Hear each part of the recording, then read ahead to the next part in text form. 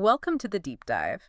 Today, we're pulling back the curtain on something truly remarkable unfolding, often quietly, in rural India. Mm, It's a story about women, often facing significant barriers, becoming these incredible financial powerhouses. right. Not just for themselves, but for their whole communities. Exactly.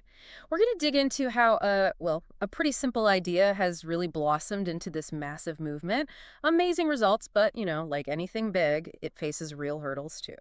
And what I find truly compelling is how these grassroots groups, they manage to balance their economic ambitions with the, let's say, the day-to-day realities of rural life. Yeah. So this deep dive, it's really an exploration into how these local efforts, when you combine them strategically with solid financial support, can drive just huge social and economic change. Okay. We'll be looking at how millions, literally millions of women aren't just, getting loans. They're actively building their own futures, uplifting entire communities. It's quite something. Great. So let's unpack how this all even started. I mean, picture women in a village pooling maybe tiny amounts of savings, like really meager saving. Like a collective effort. Yes, like superheroes assembling almost. That spirit, that small act of trust, that's the core of these self-help groups or SHGs. Right. And this isn't just happening spontaneously everywhere, though that's part of it.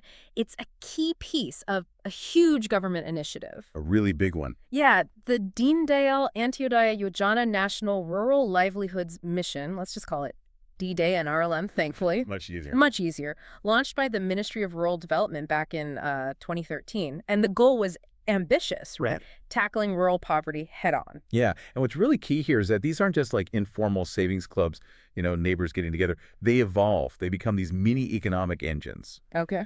The scale is just, well, it's staggering. Yeah. By November 2024, get this, 10.05 crore women, that's over 100 million, 100 million women. have been mobilized into nearly 9.1 million SHGs across India. Wow. And through DAY-NRLM, these groups get access to crucial funds. Think of it like financial rocket fuel. Right. You've got the revolving fund, giving maybe Rs 20,000 to Rs 30,000 initially. Right. And the community investment fund, that can go up to Rs 2.5 lakh. 250,000 rupees, that's significant. It is. And these funds, they're not just handouts. They're deployed strategically. Lets women start small businesses, maybe invest in better farming techniques, expand their dairy operations, things like that. Okay, and this is where it gets really, really interesting for me. These women, they aren't just borrowing, they're building solid credit histories. Exactly. The kind that makes banks actually sit up and take notice. Which is huge, right? Considering this demographic was often invisible to formal banking. Totally unbanked, Yeah. many of them. And now they're showing this incredible capacity for financial discipline. It's amazing. So by November 2024, these SHGs, collectively, how much had they secured in bank loans? The number's astounding. Rs 9.71 lakh crore. Wait, say that again? 9.71 lakh crore rupees. That's right. Nearly 9.71 trillion rupees is a figure that honestly would make any banker anywhere do a double take. I believe it. It's powerful proof of the trust and reliability these groups have earned within the system. Absolutely.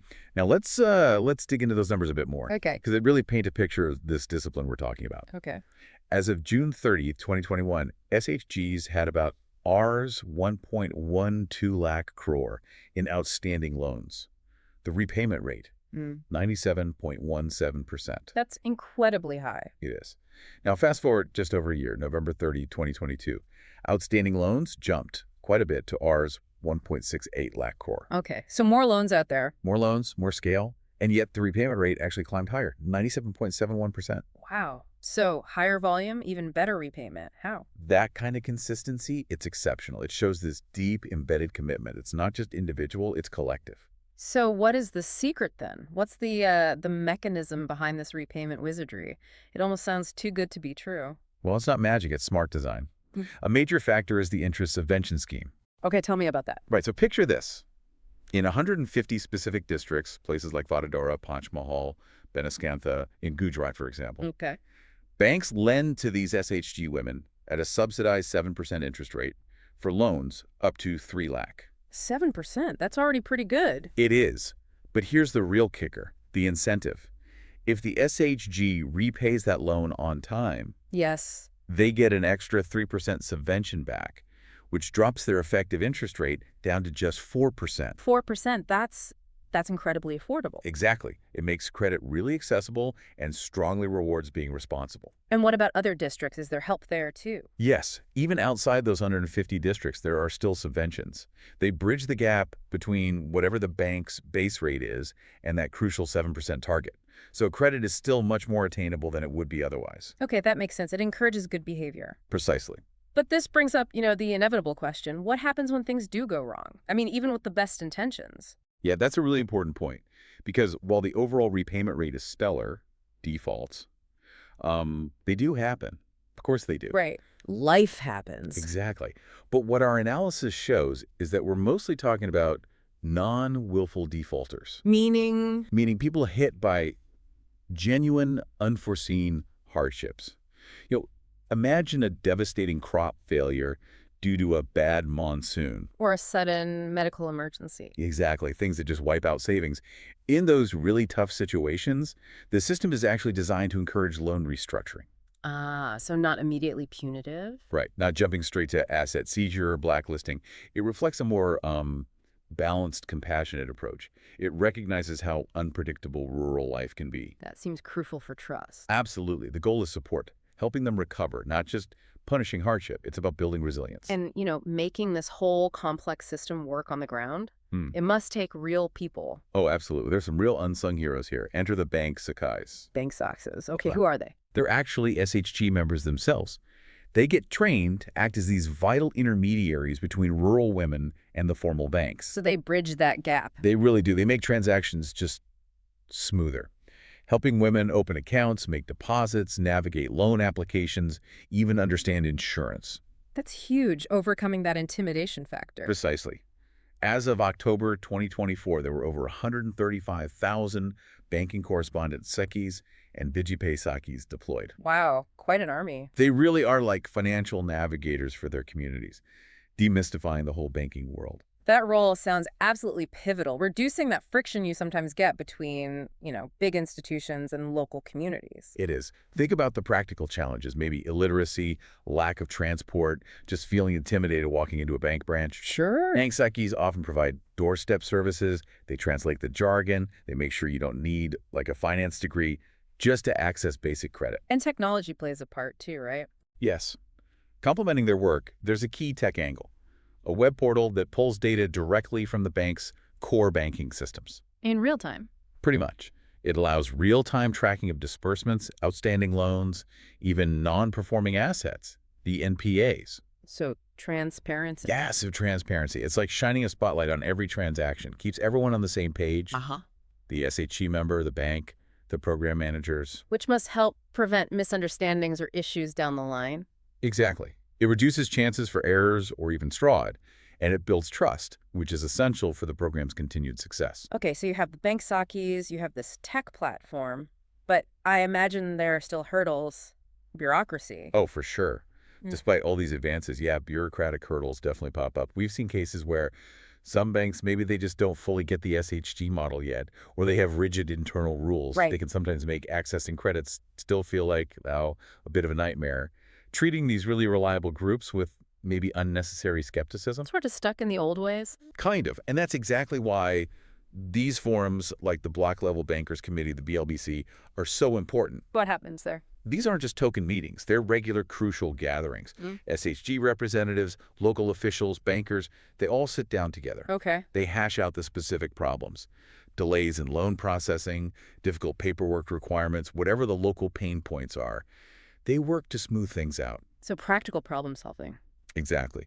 Ensuring the system actually works as intended on the ground, pushing for smoother credit flow for all the groups that deserve it. When you connect all these dots, the Sakis, the tech, the committees, the funding, it's clear DAY-NRLM is way more than just moving money around. Absolutely. It's profoundly about transforming lives and communities, right from the grassroots. Is there data on the actual impact? Yes, there is. A significant study from 2019-20 by the International Initiative for Impact Evaluation 3, they're known as. They found some really powerful results. FHG members who had been in the program for just 2.5 years saw, on average, a 19% boost in their income. 19%, that's substantial. It really is. And alongside that, a 20% drop in poverty levels within those households. Oh, those aren't just numbers, are they? That's Yeah. food on the table, kids in school. Precisely. That 19% increase, it can mean the difference between eating one meal a day or two. It can mean affording school fees or getting crucial health care. It builds stronger families and stronger communities. So for you listening right now, what does this all really mean? Hmm. It means we're witnessing this powerful dynamic model where, providing financial access in the right way truly empowers people from the ground up. Yeah. It's just such a strong testament to collective action. Women aren't just passive recipients of aid here. Not at all. They're actively building their own financial strength, their own agency, shaping their own futures. It's a fantastic illustration of how focused support plus human grit and trust leads to real, sustainable uplift. Yeah, what we've really seen in this deep dive is this vibrant, living example, isn't it? A well-structured program, designed with local realities in mind, combined with the incredible agency and spirit of millions of women, creating profound economic change. It really highlights the need for that nuanced support. It does. Where success isn't just measured in, loan amounts or repayment rates, though those are impressive. Important, but not the whole story. Exactly. Mhm. It's measured more importantly in the tangible, real improvements in people's daily lives. The independence, the dignity that's fostered. This whole story, this journey into India's self-help revolution, it really leaves us with a big question to think about, doesn't it? About that. Well, if this community-driven approach, this financially integrated model, balancing ambition with reality, Yeah. if it works so incredibly well for rural empowerment in India, Yeah. where else could we apply these lessons? What other sectors, what other communities, maybe globally, could benefit from this blend of grassroots action and targeted support? That's a really powerful thought to end on. Where else could these quiet but transformative revolutions take root? Something for all of us to mull over.